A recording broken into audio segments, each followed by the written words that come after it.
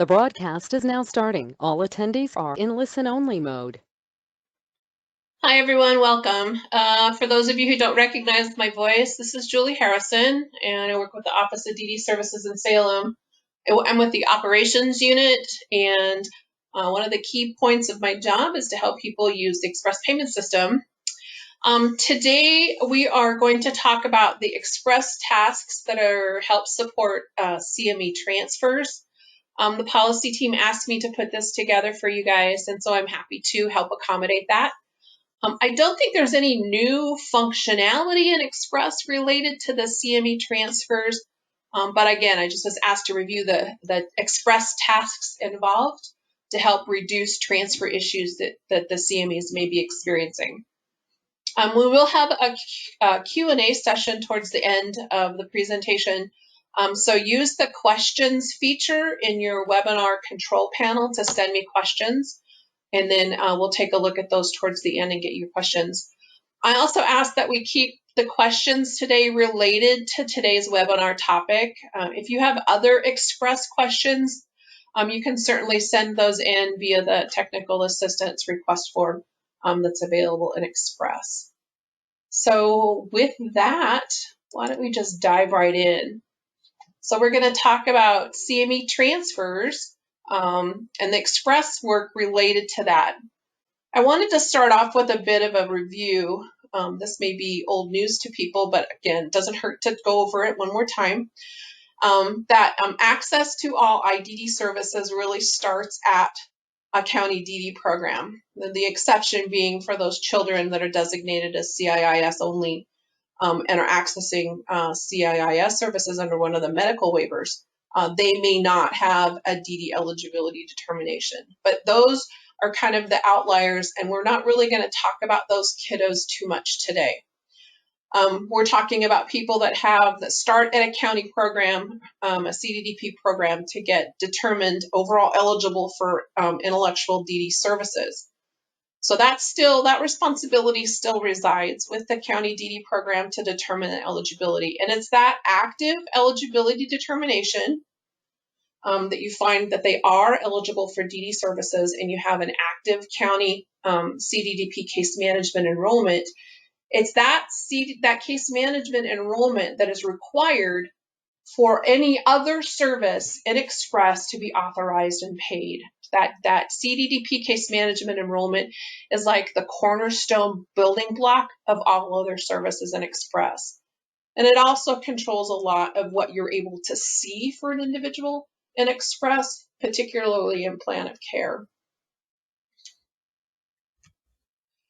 Now, again, this may be old news, but I want to go over it with you all just to make sure we're all on the same page. The services authorized in Express use a hierarchical structure, and that means that there may be some service authorizations that have to be in place in Express first before other service authorizations can be processed, and then before services can be billed and paid for that. So the service authorizations, the billings and payments are all validated against the hierarchical structure that's in Express. And managing services in Express in terms of opening or closing CPAs, opening and closing plans of care, to be successful at managing that, you should also follow the hierarchical structure. And it's managing stuff outside of that hierarchical structure or out of sequence is what causes a lot of issues for CME staff trying to close out stuff to transfer a case that's been requested. And so anybody who's taken webinars from me knows that I like visuals. So here are some graphics to show you. The CDDP authorization hierarchy, everything starts with a service element 48 case management CPA from a CDDP. And then with that in place, a CDDP can authorize direct service CPAs like adult group home, supported living and such, and or also authorize services inside a plan of care for an individual. In addition to that, the CDDP can then refer the individual out for other services such as a brokerage. So with a brokerage, if an individual is requested to have their case management services from a brokerage, The CDDP needs to create and maintain a service element 48 CPA. That still has to be in place, but that case management CPA designates the brokerage that the individual has requested and is being referred over to. And then once that authorization is put in place, the brokerage can do their case management CPA, which then opens the door for them to be able to do their plan of care for the period of time. All right, the same logic applies for kids services. For children's intensive in-home services, again, most everything will start with a county CPA, and then the state will open a state case management CPA, and then open up for that allows for the plan of care for the kiddo and CIS. The asterisk there just denotes that the kids coming in on the medical waivers that are designated CIIS only may not have a county case management CPA. We have special eligibility codes that indicate that. And so the state case management 248 CMCPA is all that they need. But again, they still need a case management enrollment. In this case, it's only from the state to support the additional services that the kiddos are going to get. Kids residential, again, the logic is the same. A county case management CPA needs to be open. Then if referred to the state kids res program, the state will open their case management CPA and then open up a plan of care for the kids residential services. As of January 1st, kids residential services are moving into a state plan of care as opposed to a CPA. And it's really important, and we'll talk about this a little bit later, but maintaining your case management 48 CPA ongoing, even while the kiddo has been sent off, referred to kids services, you need to maintain that. If you have one, you need to maintain that because the system validates those kids in-home services or the kids res services all the way back up to your county CDDP case management CPA. So that's actually what I was just saying. An active case management enrollment unlocks your ability to view and authorize services or another CME's ability to authorize services and express. And so when you're opening services with an individual, you're going to do it from the top down. You're going to start with the case management CPA and work your way down to the not lower level services, but to the other services that the individual can get. Okay. When closing services, like for a transfer, you close the services in reverse from what you've authorized them. So if you open with a case management CPA and then you moved on to a plan of care, when that person is closing out of your CME, maybe to transfer to another, the first thing you do is close their authorizations for direct services first, such as their plan of care. And then the last thing you do is close out your case management enrollment CPA. The key thing to remember is closing your case management service enrollment is the last thing you do for most transfers. Because if you close your case management enrollment too soon and you've not finished your plan of care closure work, your case management CPA enrollment is what allows you to view stuff in a plan of care. And if you close it early, then that's going to cut off your ability to be able to see everything in the plan of care you need to see. And then when you start closing your plan of care, you may run into errors, or you may get error notices that, hey, you closed your case management CPA. You don't have permissions to do anything with this plan of care anymore. And then people send us tech requests because they're having issues getting things closed. So keep in mind, close your plan of care or your regular service CPAs first, then closing your case management CPA is the very last thing you do.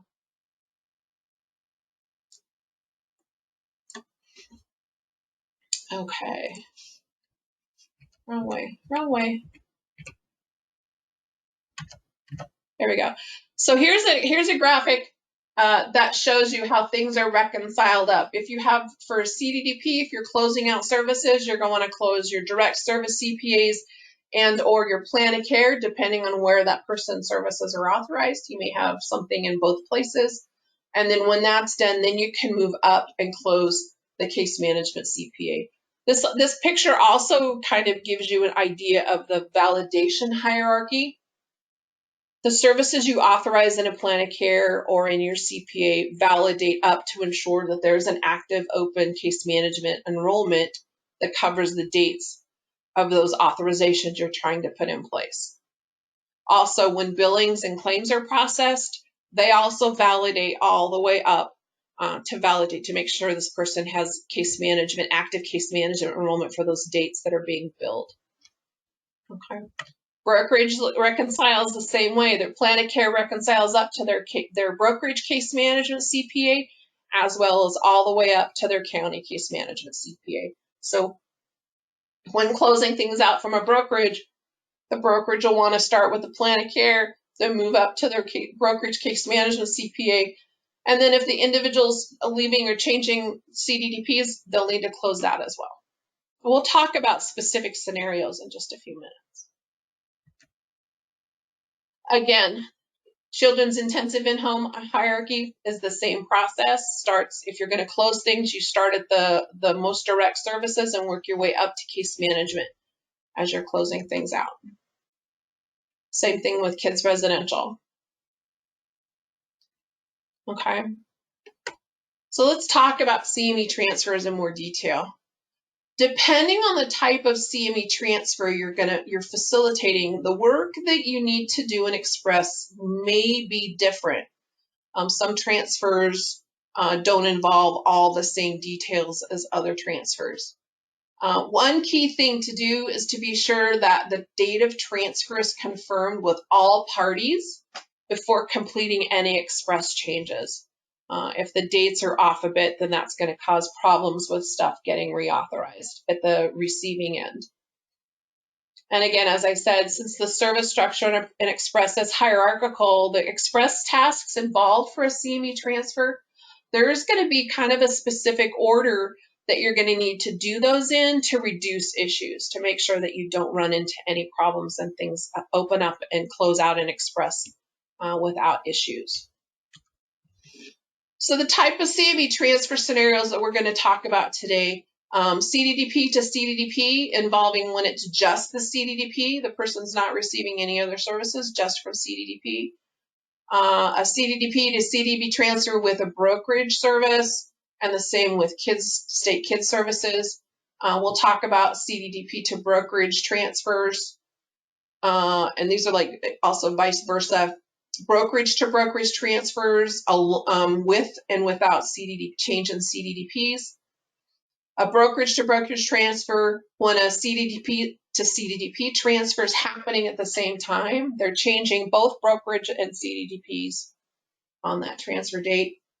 And then CDDP to state kids transfers. So those are the transfer scenarios that we're going to go over today and talking about the steps involved with this. And again, really, I'm going to be talking primarily about the Express related work. I do know that there's a lot of other work involved with transferring an individual's case to a new CME that happens outside of Express. All of that work is continuing per policy guidelines that you already have. I'm just going to talk about the tasks in Express related to support all of that. So let's start off with CDDP to CDDP transfers. Okay, and these grids are set up to kind of give you an idea of the sequence of things to make the transfer work in Express be most successful. So you have your sending CDDP and your receiving CDDP. Again, you're going to complete your hard copy referral packet and send that over per the policy guidelines that you have to do that. The receiving CDDP is going to receive and review that information. And then you're going to hold whatever ISP team meeting, exit entry meetings that are needed per policy guidelines and determine a transfer date. What is the date that that's going to be official? The person's going to start with the new CME. Determining that transfer date and getting that kind of confirmed early on will help, because you will also need to get that date information to whoever in your agency is doing the Express work, specifically from the sending CDDP, so that person can get all the authorizations and stuff closed in Express as of that transfer date as soon as possible, because that allows the receiving CME to get their stuff opened up And if you, in theory, in best practice, you would want to have a period of time, the transfer date to be in the future, so you have time to do that work. And so everything in Express can be completed by the time that transfer date hits. So there's no loss or no loss of continuity of care. There's no gaps in a provider's not being able to bill because some things in Express got held up. So that's why we're talking about stuff today. So yeah, identifying that date of transfer and then getting that date information to whomever in your agency does the Express work as early as possible will help reduce problems a great deal. But once you have that transfer date, then the sending CDDP will update the eligibility to end their eligibility line. And I'm told the reason you use would be transfer. The receiving CDDP can do their own new eligibility line, and you can use add for that, and following the eligibility acceptance or redetermination processes that are already outlined from the policy team. The only time that you would need to complete and send a DD eligibility enrollment form in Express is if there will be a change in service setting with the transfer. So for example, the sending CDDP, the individual was enrolled in a residential service, and now with the new CDDP, they're going to be in in-home services. That's a change in service setting. So then both entities would need to do a DDEE form. If they're going from residential to residential in the new CDDP, that's not a change in service setting, so no DDEE form will be needed in that situation. Only if there's a change in service setting related to the transfer.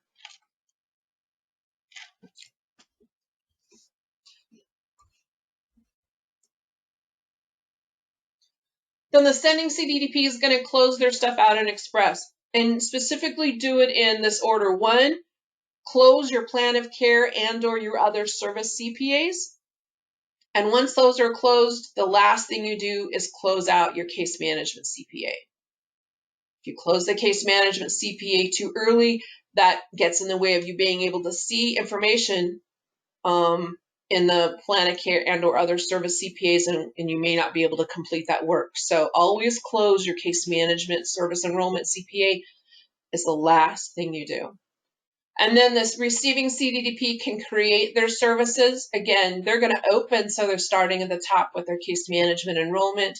And once that's in place, then they can move on and create any plan of care and or other service CPAs if needed. Okay.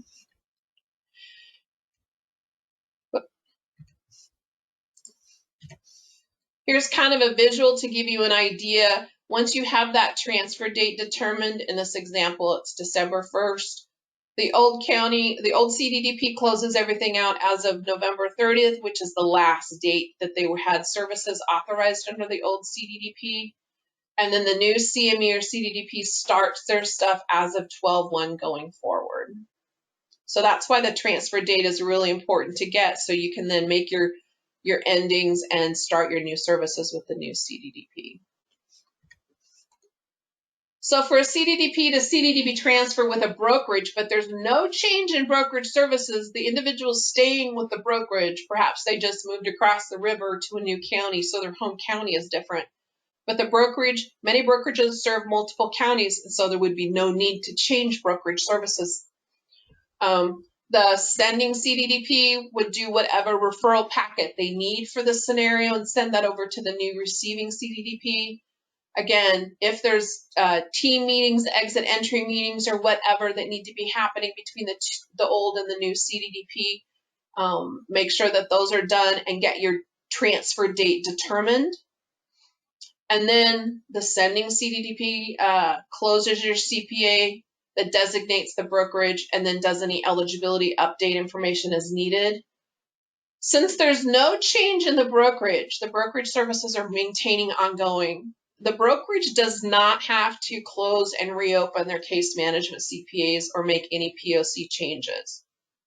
However, it's important to remember that the service authorizations and the billings and claims for that POC will fail if the receiving CDDP the sending CDDP haven't completed their transfer work fully for the case management at the CDDP level.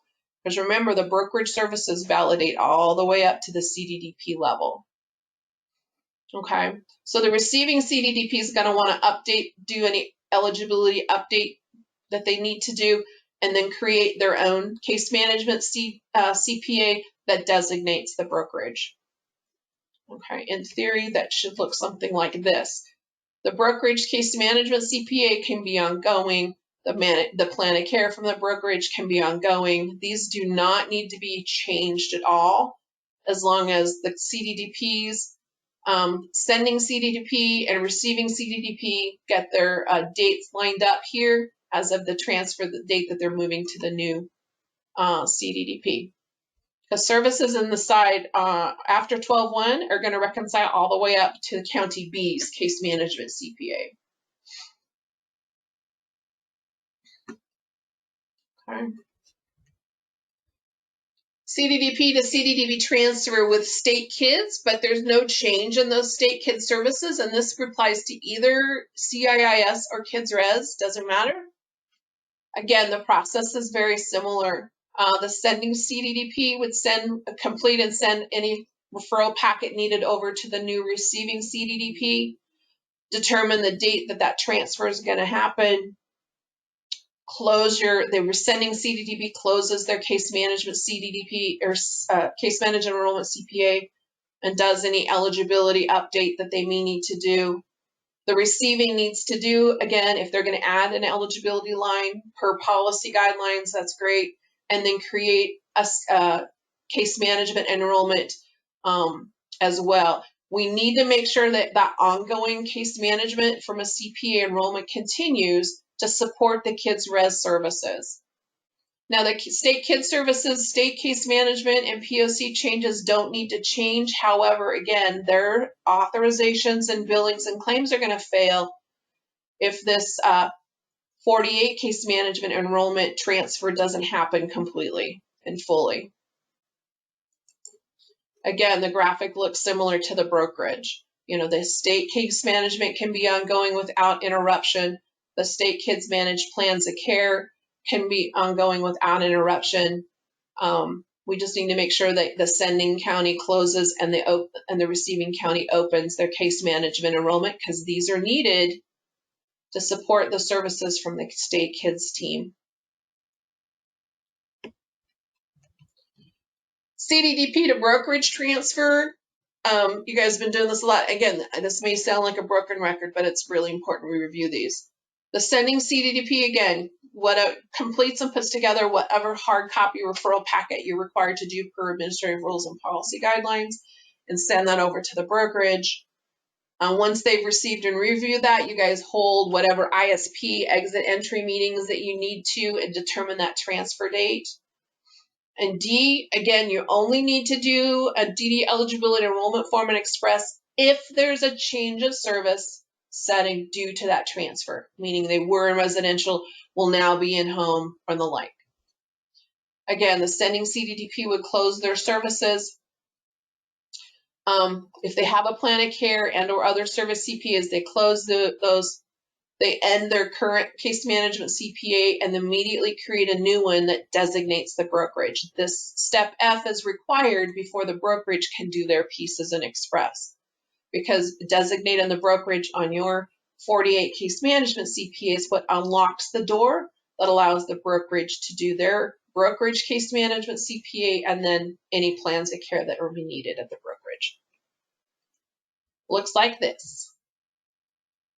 Again, you're going to end your current case management, create a new one with designating the brokerage, which then allows the brokerage to do their case management CPA and then do the plan of care that they're going to manage for the individual.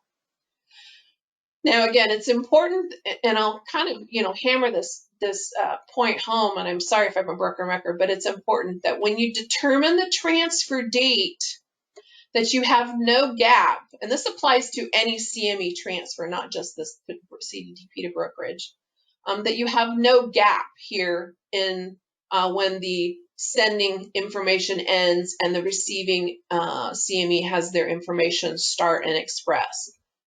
Because if there's a gap and there's other services underneath that, the case management from the CDDP, SE48 is required to support.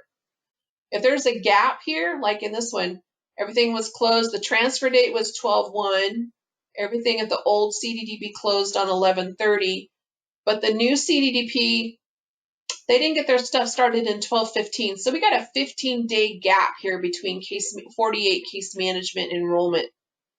That means anything from the brokerage plan of care or the brokerage case management billings in this 15D window are going to fail because there's no SE48 case management CPA from a CDDP to support these additional services as required.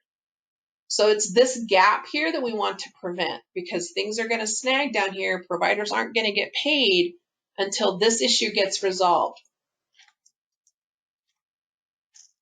And that goes for any CME transfer.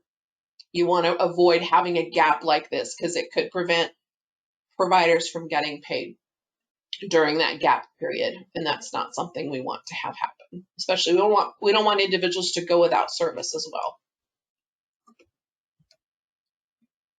So brokerage to brokerage transfer. A lot of people transfer brokerages. Maybe they are some counties have multiple brokerages that work with them, and a person wants to change brokerages, which is totally cool. They can request to do that. In this case, there's no change in county. The person is just going to move from one brokerage to another. So again, the brokerages in this case would do the referral packet and send it over to the new brokerage. There would be hold any entry, exit, ISP and team meetings that may be needed and determine the transfer date between the two brokerages. It's likely the CDDP may not be involved in that process, in the meeting process, but they will need to have that information about the transfer, and you need to report that to the CDDP because they do have some express work to complete. So the CDDP will also need to know when that transfer date has been decided and confirmed. Then the sending brokerage is going to close out their plan of care services and then close out their brokerage case management CPA. The CDDP needs to close their case management, their 48 case management CPA designating the old brokerage and create a new service element 48 case management CPA that designates the new brokerage. Steps E and F are required. That's why you need to let the CDDP know when a person's changing brokerages, so they can do their steps E and F, because the receiving new brokerage can't open their stuff up until the CDDP has done their case management enrollment that designates that new brokerage. Okay. So again, everybody, communication is the key. Looping all the parties in that you need to make sure everybody's on the same page about when transfers are going to happen, because each element may have a piece of the work to do and express to help the next piece flow. Here's kind of a visual. We're the same CDDP, but we're moving from brokerage A to brokerage B as of the 1st of December. The CDDP is going to need to do their changeover with their case management CPAs to then designate brokerage B starting December 1st. Otherwise, brokerage B isn't able to get their authorizations put in place, and that could hinder individuals to receive care and or to have providers successfully bill and get paid for the services they're providing. So again, communication is the key, making sure everybody has the information they need to do their pieces and express. Brokerage to brokerage transfer and a CDDP to CDDP transfer at the same time. Again, the sending entities are going to complete whatever referral packet stuff that they need to complete per OER and policy guidance and send that information over to the receiving CMEs. Again, holding team meetings as appropriate to determine that transfer date. Since services are going to be managed from within the brokerages, they may be involved in those team meetings.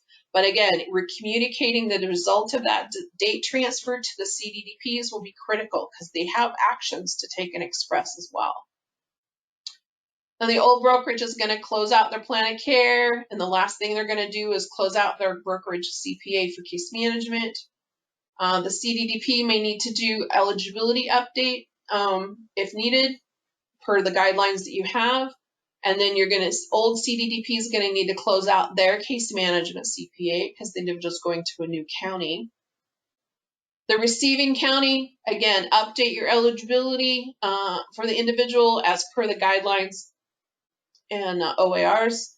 And then the new CDDP needs to create their own case management enrollment, SE48, that designates the new brokerage. And it's not until this is completed that the new brokerage can then get their case management CPA put in place and set up the new plan of care for the individual from that date forward.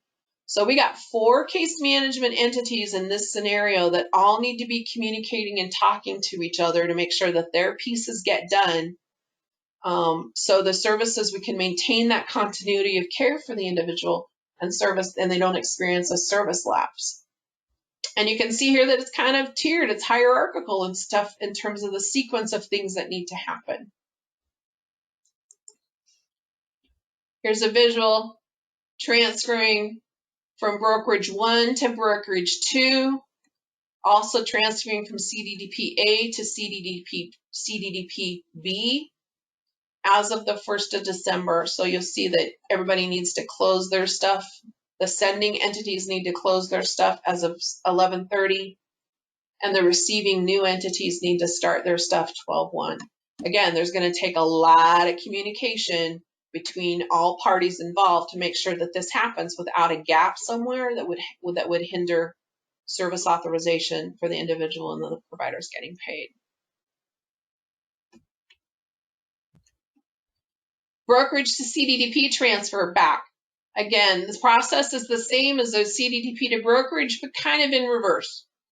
The sending brokerage would complete, again, whatever referral packet you need to complete to send over to the CDDP. Have those meetings and conversations determine that transfer date. Can both the entities complete a DD eligibility enrollment form if there's a service setting change with that transfer? Meaning they were in home with a brokerage. If they're going to go into a residential placement like a group home or foster care, then yes, you would have to do a DDEE form.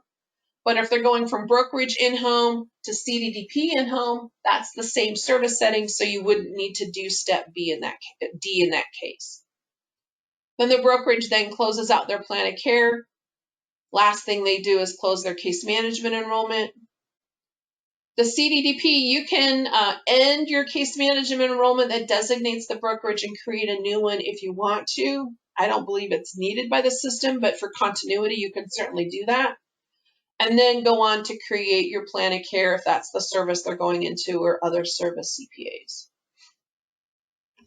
And again, it looks like something where we're going to close everything down from the brokerage and then continue on with the CDDP. And then the CDDP would have their plan of care or other service CPAs that would fall under the dates for their CDDP case management CPA. So lastly, I want to talk about CDDP to state kids transfers. This tends to be the one that trips people up most frequently that I get called in to ask for. And part of that is around determining the transfer date and getting your stuff closed out on the CDDP end before the state kids opens their case management CPA. So again, if a kiddo is going to transfer for up to state kids services, either RES or CIS, the process is relatively the same in either case. The sending CDDP, again, you've done your referral packet. State kids has reviewed that. You guys have discussed, held meetings, and determined that transfer date. If it's a CIS transfer, the CIS team will complete the kids waiver enrollment and the coding updates for those CIS kiddos. That's one of the differences between Kids Res and CIS. But the CDDP would do an eligibility enrollment form only if there's a service settings change with that transfer, meaning they were going from in-home with the CDDP, maybe going to Kids Res group home. One thing to do, step F here for CDDPs, this is pretty crucial that you guys pay attention to this.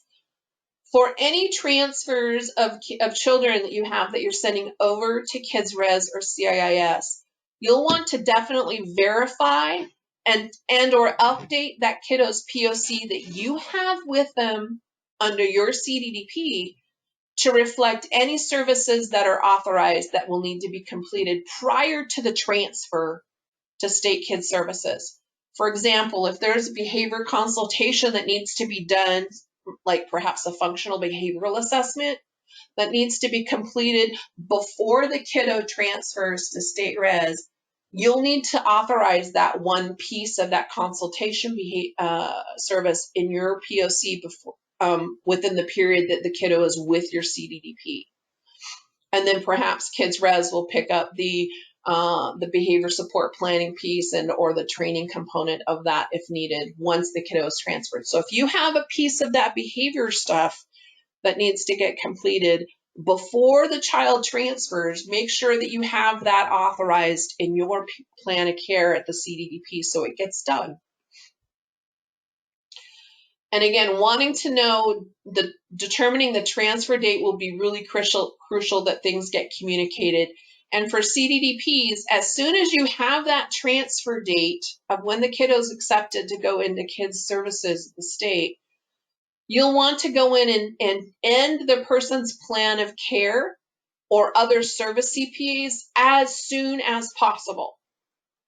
But unless there's a change in county CDDP, the sending CDDP does not end your case management CPA. It needs to be continuing ongoing to support the services that are going to come from the state kids program. Okay, so this is one instance where you would not close your CDDP case management enrollment. You want to keep that open.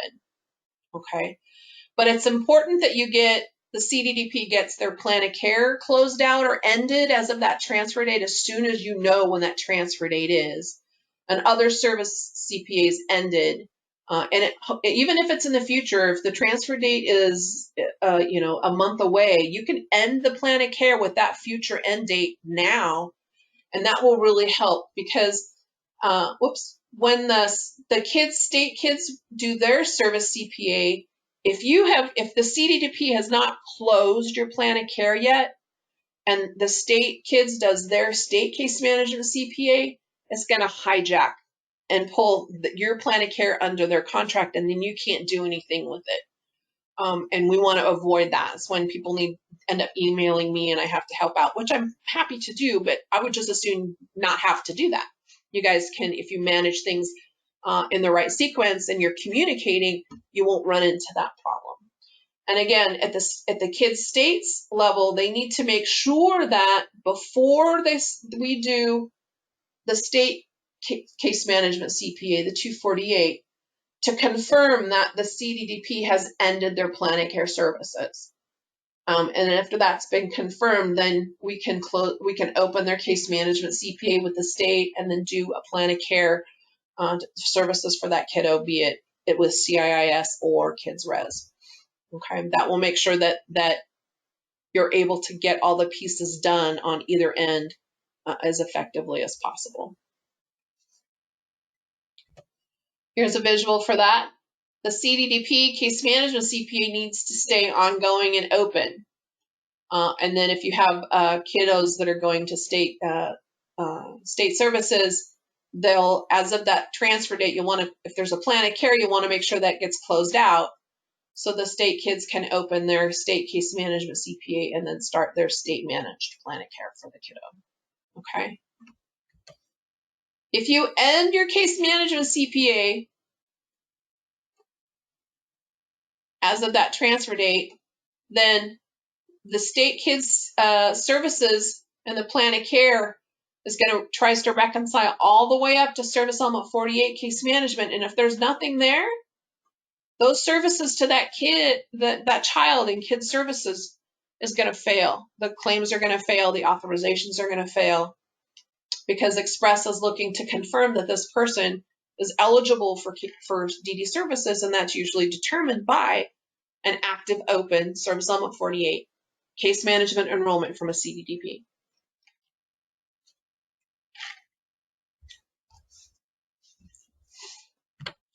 So I cruised through a lot of that really fast. I'm going to see what questions we have, and then we will get those answered. You guys always ask great questions. All right.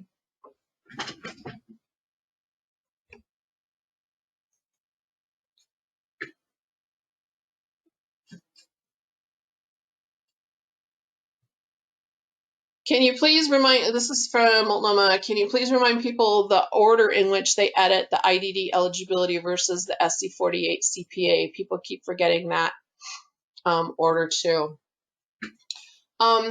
Your 48 CPA is supported by your eligibility segment. So as long as you're editing your CPA and that aligns with your eligibility end date, things should be fine. But you could close your eligibility after you've closed your case management CPA as well. Both those end dates should be the same, so there shouldn't be any issue with that. But if you do, you may need to relook at that order.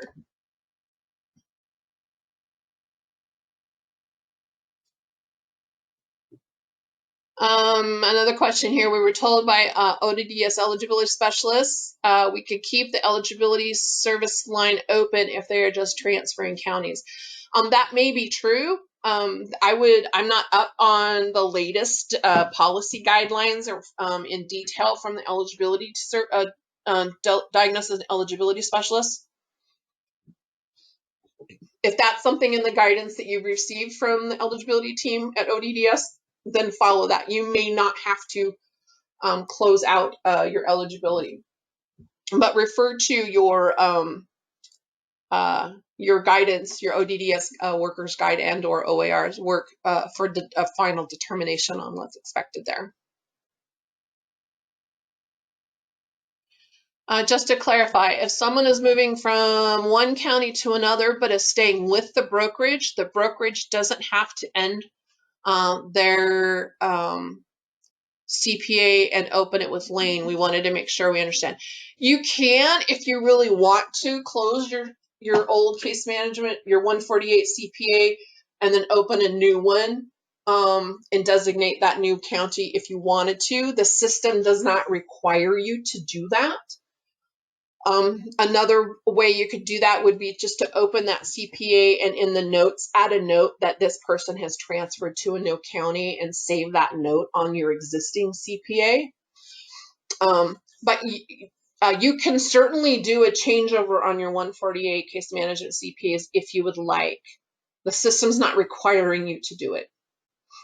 But you may run into problems with that if you have a plan of care underneath your case management CPA. So if that's going to necessitate you closing out the plan of care to end the CPA and then reopen a new one, that could be problematic. So the system doesn't require the brokerage to make any changes if it's just a county to county transfer.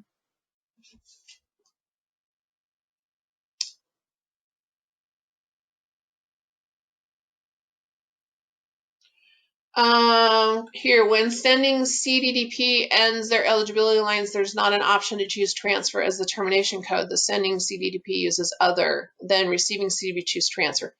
Okay, thanks for that clarification. Again, I'm not real well versed in the policy in terms of how that eligibility stuff works. So I will take a look at that and circle back with the eligibility specialists. And then I can update my presentation information and send you guys updated information with that. If I got it wrong on my grids, I apologize for that. Again, in terms of ending eligibility, that's the information I got in terms of ending it, opening it was something I got from the eligibility specialist. And I believe it's outlined in the county to county transfers worker guide. But again, the version I have may be old and there may be a new updated version. So I'll circle back around with them and get some clarification on that.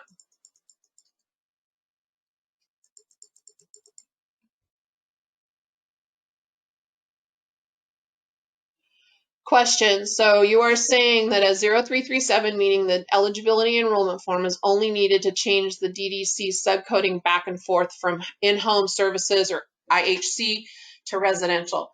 That is my understanding from the TAU team, is that a DDEE eligibility form or a 0337 is only needed if there is a change in the person's service setting related to the transfer, or there's been a change in the person's service setting.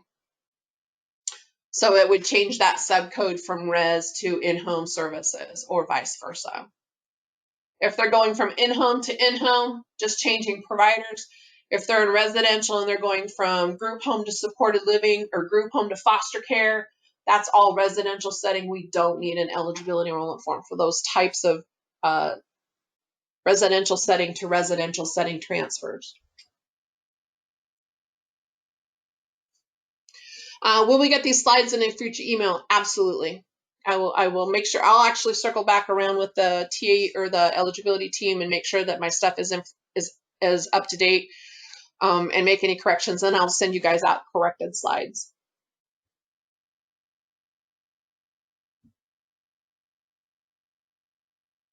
Great question. Again, in terms of it is a general agreement that when a client moves counties, the eligibility ends too. Again, that was what I was told, but apparently that may be not accurate information. So let me follow up on that.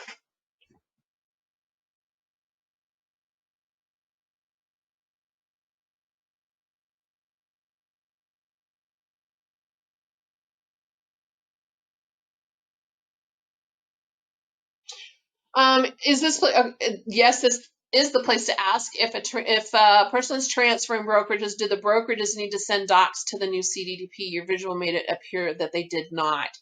I am not sure exactly what documents may, if the CDDP is not changing, they're just moving from one brokerage to another, the CDDP should have all of that information already for that individual, because their case management at the county CDDP level is not changing. If a person is changing brokerages and changing CDDPs at the same time, I would think that the sending CDDP would have a packet to send to the receiving CDDP that may or may not be the same as what's shared between the two brokerages. So if brokerage to brokerage and there's no change in the CDDP, I don't know that the CDDP would need the packet per se. The CDDP would definitely need to be looped in and notified of when that transfer date is determined, when that's done, because they have express work to do to support that brokerage to brokerage transfer. But since the CDDP is maintaining their enrollment for that individual, there may not be any information that in terms of the packet that you would need to share. Of course, you're going to want to continue to communicate with the CDDP on any updated information that they need to know, like where's the individual living, if they've moved, changed addresses and whatnot. That may be, they may still be inside the county or that the CDDP is responsible for. But the CDDP may need a new address. Maybe they moved, to the other side of the school or whatever, but inside the same county. So definitely communication can never fail you. Make sure that you communicate. Alrighty, looking through more questions here.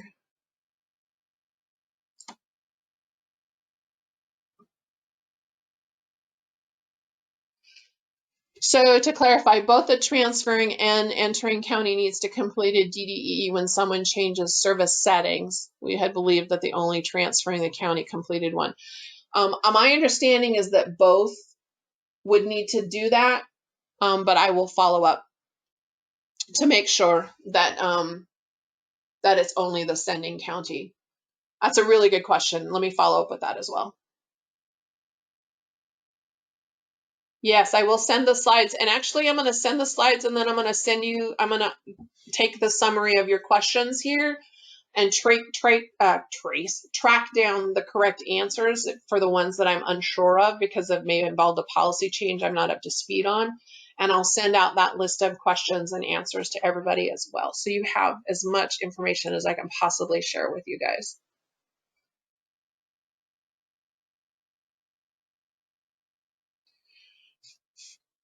So just a comment that the CDDP doesn't need the case management documents, but they definitely need the eligibility documents if the CDDPs are changing. So that makes a lot of sense. Even though you may not be changing the eligibility information in the eligibility section in Express, definitely the receiving CDDP would want the eligibility documents for their files to document eligibility for services.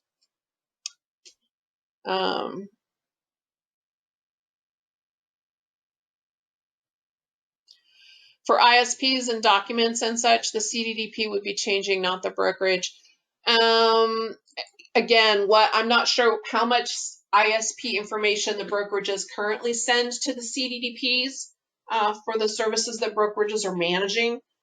But if there are ISP documents that you share with the CDDP, it would make sense that you would want to send that on to the new CDDP if the brokerage isn't changing, but the county program is.